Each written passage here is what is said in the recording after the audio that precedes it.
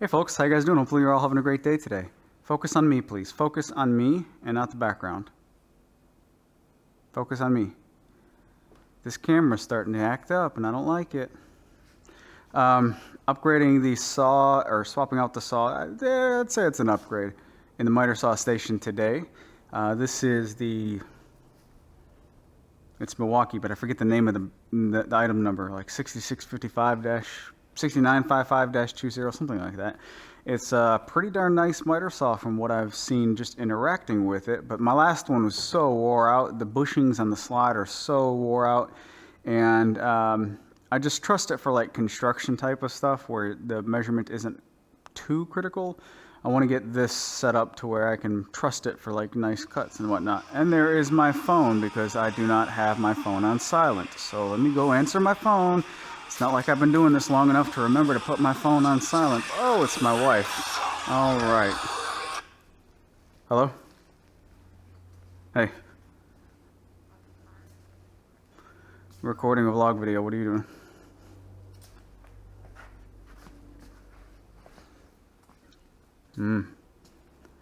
But can I yeah, I'm gonna let you go so I can get back to work. Love you. Bye. You'd think I'd know by now to put my phone on silent so I wouldn't be distracted by that type of stuff, but I don't do that. So where was I going with this? I got the miter saw swapped out already. This one's just sitting in place. I still need to bolt it down, and it's crazy how big miter saws are, because when I unboxed this Milwaukee miter saw, I'm like, this thing is massive. It's huge. I thought the last one was the biggest miter saw I've ever seen in my life, which is the rigid that I have. And then I swap them out, put them side by side, and I was like, nope, it's still the rigid. That rigid miter saw is like an airplane. It is insanely heavy. Not heavy, but insanely large.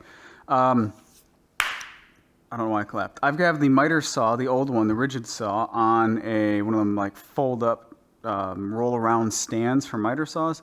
So I'll kind of just keep it out of the way, but use it outside, around the property, all that good stuff. I had a battery powered Craftsman saw that I bought when I first moved into this shop to help me do some cuts and such, before I had all the electrical ran, before I had the miter saw station ran. And got to a point where I was like, well, I don't need this anymore, but a buddy of mine was in need of one, so I sold it to him, and it's basically like I paid a little rental fee to use it to get by. So some of you may remember that Craftsman saw. I don't have it because I sold it to him. So now I have the old rigid on a mobile stand that I can take anywhere and use throughout the property and such, or load it up in my truck and take it with me to a relative's house, because I happen to do stuff over there too. It's funny, like the woodworker in the family does the woodworking stuff for the family, right?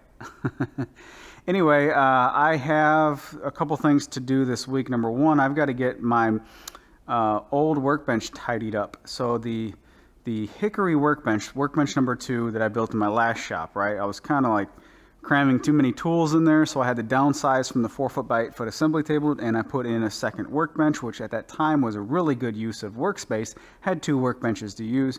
It was great.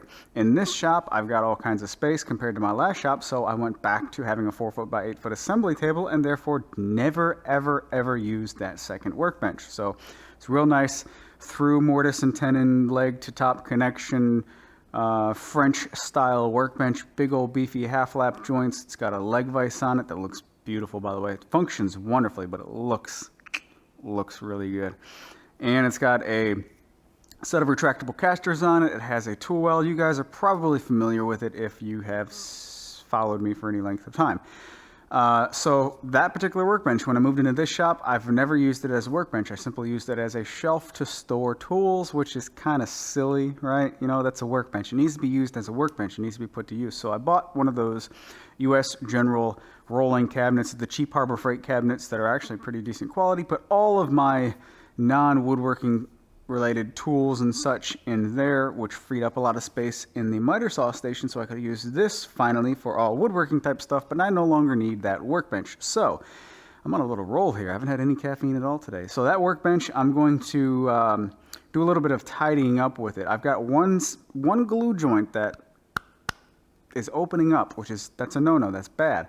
And what I think what it is I think I just it's a glue-starved joint. I don't think because I remember leaving, there's two things. Either it's a glue-starved joint or you left it in the clamps, or you took it out of the clamps too soon.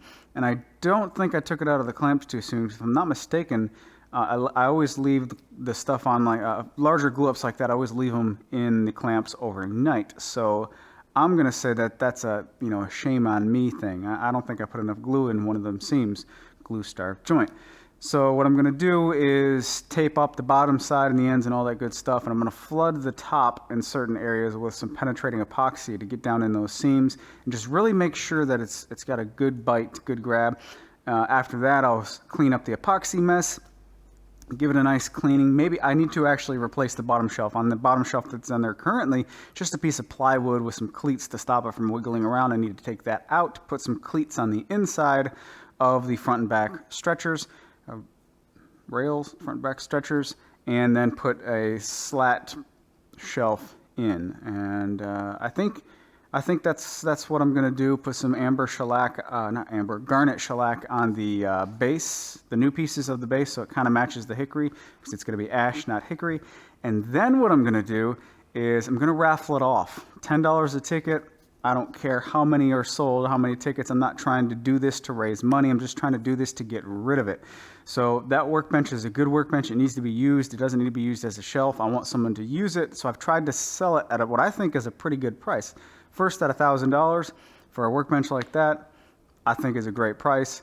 And it never got any interest. Bumped it down to $800. Two people said that they wanted it, and then both of those deals flaked out. So here we are. It's just in my way now. I built it for the last shop. I don't need it in this shop. I'm going to raffle it off. If 3 tickets are sold and one person comes to pick it up and they paid $10 for it and I only made $30 on it, then that's totally fine because it'll be out of my way.